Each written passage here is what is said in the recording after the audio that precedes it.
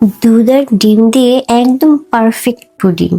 আসসালামু আলাইকুম। আজকে আমি আপনাদের দেখাবো কিভাবে খুব সহজেই ঘরেই বানাতে পারেন দুধ আর ডিম দিয়ে সুস্বাদু পুডিং। একবার খেলেই বারবার বানাতে মন চাইবে। চলুন দেখে নেই আমি কিভাবে বানাচ্ছি। প্রথমে ক্যারামেল তৈরি করার জন্য আমি একটি মোল্ডে চিনি আর পানি দিয়ে দিচ্ছি। খুব অল্প আছে এটা তৈরি করতে হবে, বেশি জোরে জাল দেওয়া যাবে না। আর লক্ষ্য রাখতে হবে যেন ক্যারামেলটা পুড়ে না যায়। যখন এরকম সোনালি রং হয়ে আসবে আপনি চাইলে আর একটু তাপ দিতে পারেন, তবে আমি একটু ফুড কালার মিশিয়ে দিচ্ছি। এটা অপশনাল, আপনি চাইলে এটা বাদ দিতে পারেন।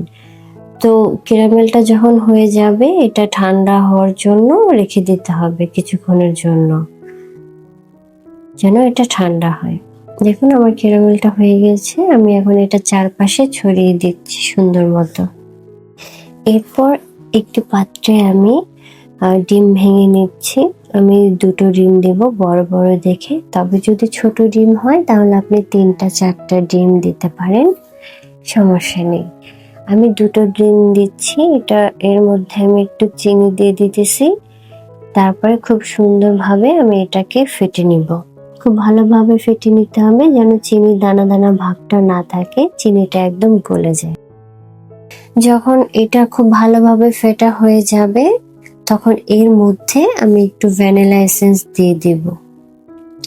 ভ্যানিলা এসেন্সটা দিলে খুব সুন্দর একটা ঘ্রাণ আসে, কারণ হচ্ছে ডিমের একটা গন্ধ আছে, এটা দূর হয়ে যায় ভ্যানিলা এসেন্সের জন্য। তারপর খুব সুন্দরভাবে আমি দেখতেছি এটা ভালোভাবে ফেটা হয়েছে কিনা। এরপর আমি এর মধ্যে দুধ দিয়ে দিব, আর এই দুধটা আমি জাল করে রেখেছি, জাল করে আমি ঠান্ডা করে নিয়েছি। গরম দুধ মেশাবেন না। তারপরে এই ডিমটা আর দুধটা খুব ভালোভাবে মিশাতে হবে, খুব ভালোভাবে মিশাতে হবে। আপনি যত ভালোভাবে মিশাবেন আপনার পুডিংটা তত সুন্দর এবং মজাদার হবে। আর অবশ্যই আপনি চেষ্টা করবেন ইয়াটা ছেঁকে নিতে, এই মিশ্রণটা ছেঁকে নেওয়ার চেষ্টা করবেন, তাহলে আপনার পুডিংটা খুব সুন্দর মসৃণ হবে। এখন আমি সেই মোল্ডের মধ্যে আমি এই মিশ্রণটা দিয়ে দিব। দেখুন আমার এইটা কিন্তু একদম ঠান্ডা হয়ে গেছে ক্যারামেলটা। এখন মিশ্রণটা আমি ঢেলে দিচ্ছি ছাঁকনির সাহায্যে।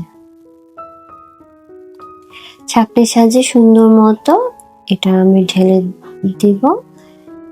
এরপর আমি এটা সিদ্ধ করার জন্য একটা পাত্রে একটু পানি নিয়েছি।